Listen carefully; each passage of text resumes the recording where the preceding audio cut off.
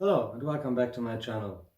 Today I want to talk about the two teams who win the most in cycling at the moment, which is Astana and the Quickstep. They're very close at the top. We have Astana with 22 victories and the as of right now have 23 victories, and that is just far and beyond everyone else. So let's take a look why and how they won so many races. So at Astana, those 22 victories, there was not a single one-day race they have won, but 9 victories in general classifications of stage races with 10 different riders in total. So 9 general classifications, 10 different riders took victories of stages, while the Quickstep, they have not won a single general classification in a stage race, but they have 9 one-day races and 8 different riders who took the victories for this team. So we have lots of different riders who win for these teams. Two teams have already 18 different riders who crossed the finish line in first place for them, but totally different races. Like I said, one team has 9 general classification victories, the other has none, and the other has 9 one-day races and not a single general classification. But yet they are very similar in their approach to racing, because, in my opinion, they win because they have strength in numbers. If we take a look at Astana's stage race victories, so many of them, if we just take a look at the start list, you knew Astana would have 3, 4, 5 guys who could take the victory in those races, and that gave them the advantage because they could send up guys up the road, other teams had to chase, and so their captain was still fresh. They could just play the numbers game just like the Koenig did for years now in the classics, where they have multiple options and just attack after attack after attack, and always when one rider gets back in to the peloton when they chased, and another one attacks and another one attacks until there is no one left to chase, and yeah, they just cross the finish line solo. So let's look at the races that Astana won. Itzulia, they have 2 guys in the top 4 because they relegated Vogelsang off the podium again, but that's a different story. So 2 guys in the top 4, but I said in my preview video of Itzulia that they have so many guys who can take the victory in this race, and they had the strength in numbers once again in that race. Yes, some people sacrificed themselves, like Luis Leon Sanchez, who could have done better for himself, but he had to work for his teammates in this race. Then they also had Bilbao, who crashed out, but still a very strong team as a whole. And that showed especially on the final stage, where they just were too strong as a team for Bora Hansgrohe, because their 3 riders could not keep up with the pace that Astana was setting for the whole stage, and that ultimately cost Emanuel Buchmann the overall. Then, if we look at Catalunya, yes, Miguel Angel Lopez was the strongest rider, especially on stage 4 that he won, but he also had, once again, Pello Bilbao as a helper, who has 3 top 4 general classification results this year already, so he's on good form. And if you have a guy like that as your helper, in addition to Kudos, who also has taken a general classification in the stage race this year, that gives you so much of an advantage. If your team is so strong, if you can rely on your team to bring you to the perfect position, if they position you well before a final climb, if they reel in breakaways, that makes it so much easier for you. Not to take anything away from Miguel Angel Lopez, who, by the way, just recently has become a father, so congratulations to him for that. Then we had the Vuelta a Murcia. They had 4 riders in the top 6 at the end of that race. That's just in a stage race, 4 guys in the top 6, and there was no team time trial. They were just that strong. They were way better than everyone else. And lastly, I want to take a look at Volta a Comunitat Valenciana, where they had 2 riders on the final podium, but also the start list, just like Itzulia, I would have predicted they could.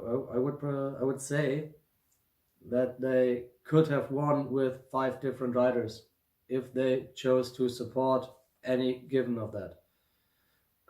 They sent some of their best riders to those races as a team, and they ride for each other.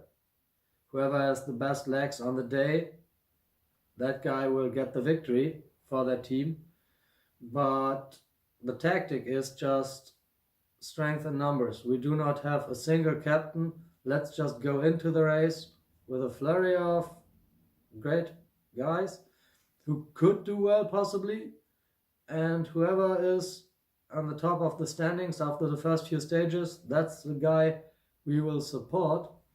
But they start the races most of the time without a clear-cut leader, or even if they have a leader, their support is so strong that it makes it that much easier for a rider like that.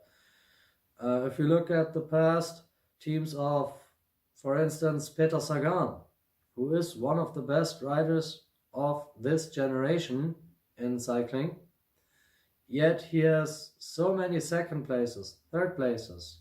Yes, he also wins a lot of races, but I think in a different team, he could have won even more races. Yes, I know that in sprints, he does not like to have a lead out. He's comfortable with surfing the wheels. But in the classics, some editions of those races, it surely could have helped him a lot if he had a team around him that was actually there in the closing kilometers when it was to chase breakaways, to chase guys of the Quickstep when they had still 4 or 5 guys left and attacked. And it was always Sagan himself who had to bury himself, catch them, and then he was out of breath for the finale. So yeah, that explains basically the victories of Astana. But if we take a look at the Quickstep, at Paris-Roubaix recently, they had 4 guys in the top 8. At E3, they had 3 riders in the first 11. Then at Strade Bianche, they had 4 crossing the finish line inside the first 13 guys. At Les Amis, they had 3 inside the top 7. At Kuurne-Brussels-Kuurne, they had even 3 in the top 6. So this is almost like Astana with 4 inside the top 6, but yeah. And then at Omloop at Neufsblad, they had 3 inside the top 8, which again tells you strength in numbers is everything. If you go into the final 10 kilometers of a group of favorites containing, I don't know, 20, 25 riders, and your team has a quarter of those guys, then it makes it so much easier, because if a dangerous rider attacks, you can just put 2 or 3 guys to the front, reel them back in, or the more likely approach for this team, just send one of your guys with him. If they get back in, if they get caught, you send another rider. If that guy gets caught, send another rider. Like even at Ronde van Vlaanderen, where they did not win, where it was actually Bettiol who took the victory, they still got second because they had 3 or 4 guys in the group of favorites. So these 2 teams have done an approach that is, well, not new, but some teams look at one star rider. They pay that rider all the money, and hope he gets victories and get him a fairly mediocre supporting cast because so much money has gone into that one rider. But if we take a look at the König and Astana, they have so many strong riders, and they don't have, in many races at least, that one captain that they support. They have multiple options, which is also great because in cycling there's always that moment where you can have a puncture. If we look at Yates or Christoph or Wout van Aert in recent races, and if you only have one guy, then your race is basically over if that guy has a puncture. Yes, we saw that the König, that when Fabio Jakobsen punctured at Scheldepries, he also had the team to bring him back to the peloton without losing too much energy. So yeah, that also helps in those situations. But if your captain crashes or has a puncture in a bad situation, in an important situation, then you still have guys left who can fight for the victory, which many other teams don't have. So let's look who are the closest teams to those two, because like I said, Astana and the König are above, and they're far and above everyone else. So the next team on the list is Mitchelton Scott with 17 wins or 17 victories. But in my opinion, there has to be an asterisk, because 4 of those victories came in Australia in the early season, and let's be honest, except Richie Porte, they are the only team who really care about those races. So it's basically Richie Porte against Mitchelton Scott every year, and they take a lot of victories there. Then we also have 2 nationals from Daryl Impey, which are also almost a given because it was already his 9th and 10th national title that he got this season. So that is not a surprise or anything because they are strong as a team. So yes, those victories in Australia still count, but most teams don't go as hard for those races at that time of the year, while the Australians, of course, on their home soil, they want to do well. And if we take away those victories, they're only at 11, which is basically just middle of the pack. But I would say Bora is on a good track because they are currently in 4th place, and they have 15 victories with 6 different riders. They are definitely not longer the team of Peter Sagan and 29 helpers. They have a lot of guys who can do well. They have at the moment at least 3 pretty good sprinters, some better than others, but yeah, I would say the best of them is probably Bennett at the moment, then Sagan, and then Ackermann, even though the team decided to send Ackermann to the Giro and not Bennett, while obviously Sagan will do the Tour. So there's the question, what will happen with Bennett in the future? But for the moment they have 3 strong sprinters who will also take a lot of victories during the year.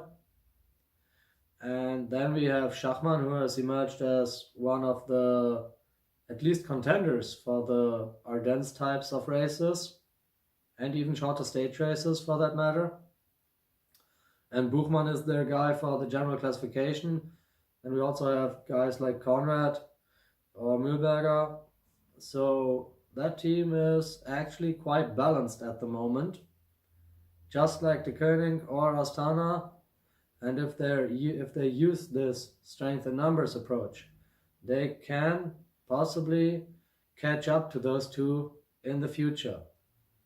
That's it for me for now. I'm out.